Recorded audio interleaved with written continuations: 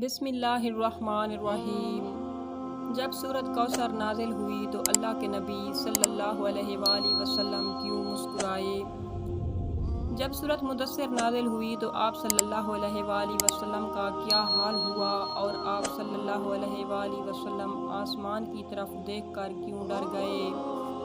حضرت انس بن مالک رضی اللہ تعالیٰ عنہ سے روایت ہے کہ ایک مرتبہ حضور پاک صلی اللہ علیہ وآلہ وسلم ہمارے درمیان تشریف فرما تھے۔ اچانک آپ صلی اللہ علیہ وآلہ وسلم کو اونگ آ گئی اور پھر جب آپ صلی اللہ علیہ وآلہ وسلم کی آنکھ کھلی تو پھر تبسم فرماتے ہوئے سر انور اوپر اٹھایا۔ ہم نے عرض کیا یا رسول اللہ صلی اللہ علیہ وآلہ وسلم، آپ کس وجہ سے تبسم فرما رہے ہیں؟ آپ صلی اللہ علیہ وآلہ وسلم نے فرمایا ابھی ابھی مجھ پر ایک سورت نازل ہوئی ہے۔ پھر آپ صلی اللہ علیہ وآلہ وسلم نے بسم اللہ شریف پڑھ کر سورۃ کوثر کی تلاوت فرمائی۔ جب تلاوت فرما چکے تو آپ صلی اللہ علیہ وآلہ وسلم نے فرمایا کیا تم جانتے ہو کوثر کیا ہے؟ ہم نے عرض کیا کہ اللہ اور اس کا رسول بہتر جانتا ہے۔ اس کے بعد آپ صلی اللہ علیہ وآلہ وسلم نے فرمایا یہ جنت میں ایک نہر ہے جس کا پروردگار نے مجھ سے وعدہ فرمایا ہے اور اس میں بہت زیادہ خیر ہے۔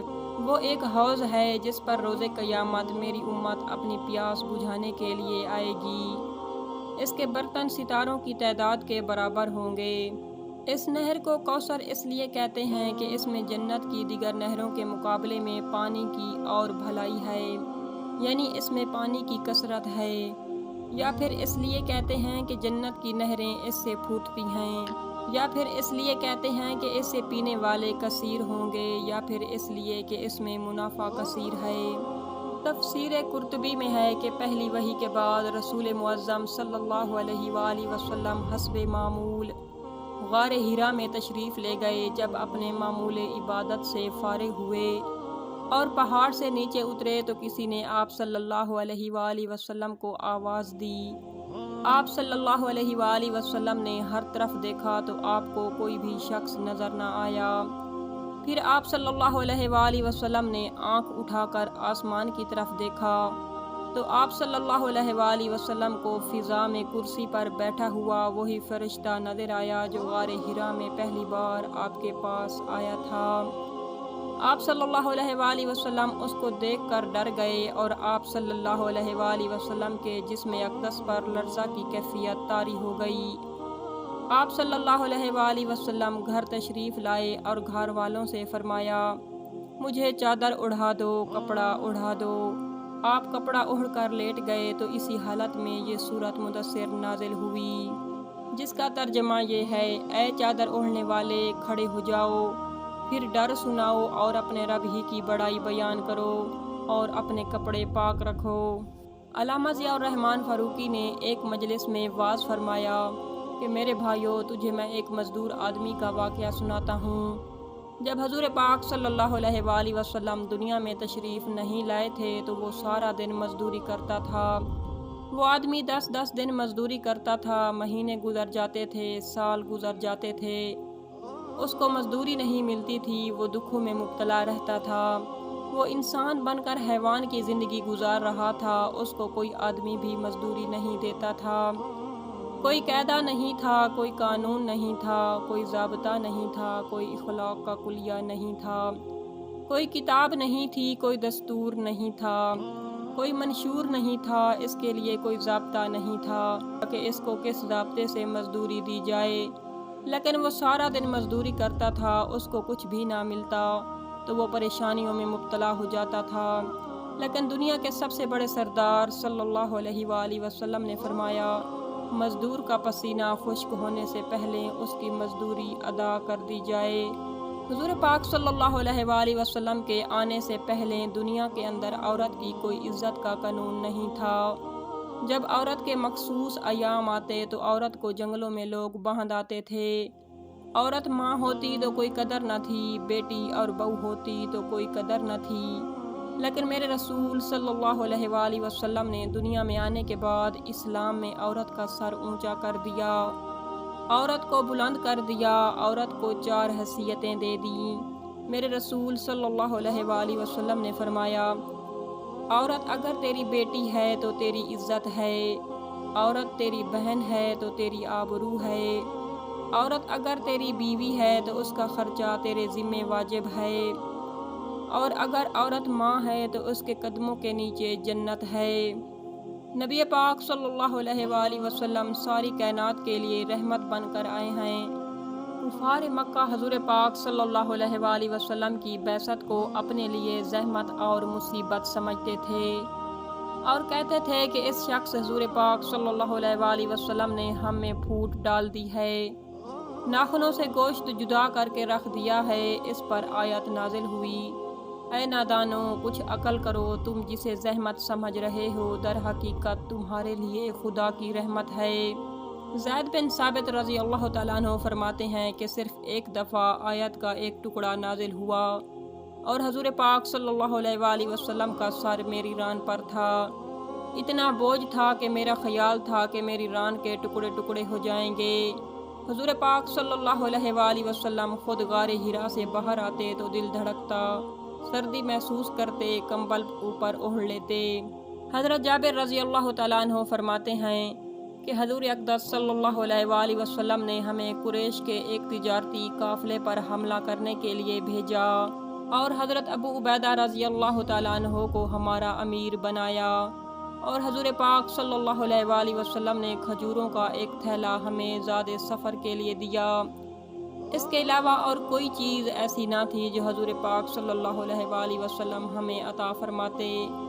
حضرت ابو عبیدہ رضی اللہ تعالیٰ عنہ ہمیں روزانہ ایک کھجور دیا کرتے تھے، ہم بچے کی طرح اس کھجور کو چوستے، پھر اس کے بعد پانی پی لیتے اور ایک دن ایک رات اسی پر گزارا کر لیتے، پھر ہم لاٹھی مار کر درختوں کے پتے جھاڑ لیتے اور انہیں پانی میں بھگو کر کھا لیتے۔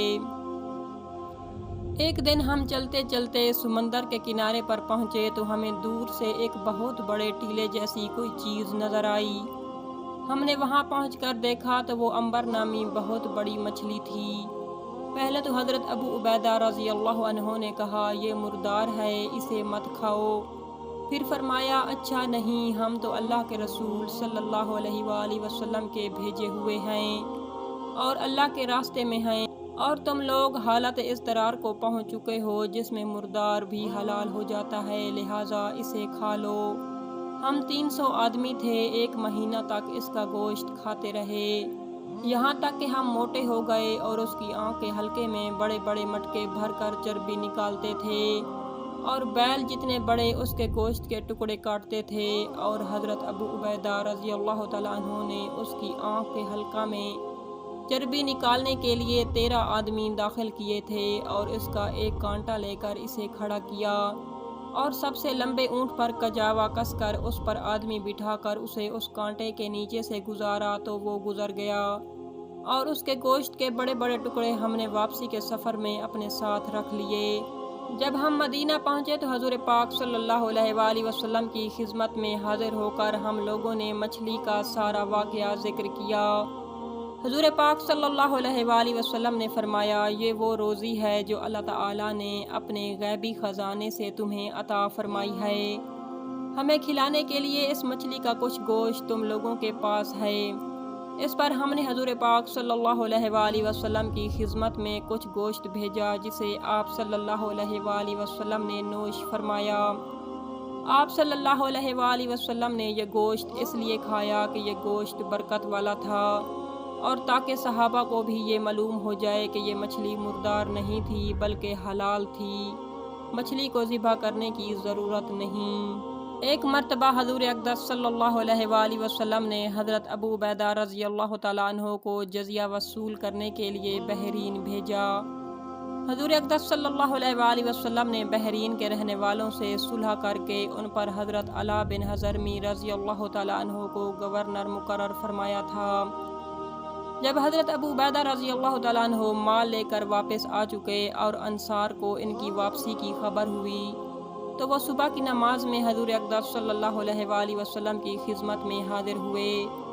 جب حضور پاک صلی اللہ علیہ وآلہ وسلم نے صبح کی نماز پڑھا دی تو رخ انور کو ان کی طرف پھیرا اور انہیں دیکھ کر تبسم فرمایا، پھر ان کو مخاطب کرتے ہوئے فرمایا، شاید کہ تمہیں ابو عبیدہ کی واپسی کی خبر پہنچ چکی ہے اور یہ بھی معلوم ہو گیا ہے کہ وہ مال لے کر آئے ہیں۔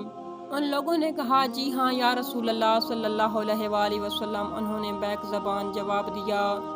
چنانچہ حضور اکرم صلی اللہ علیہ وآلہ وسلم نے ارشاد فرمایا، تم خوش ہو جاؤ اور وجہ مسرت چیز کی امید رکھو، لیکن خدا کی قسم مجھے تمہارے نادار ہو جانے کا کوئی ڈر نہیں، بلکہ مجھے ڈر تو اس بات کا ہے کہ کہیں دنیا تم پر کشادہ نہ کر دی جائے، جیسا کہ تم سے پہلے لوگوں کے لیے کشادہ کر دی گئی تھی۔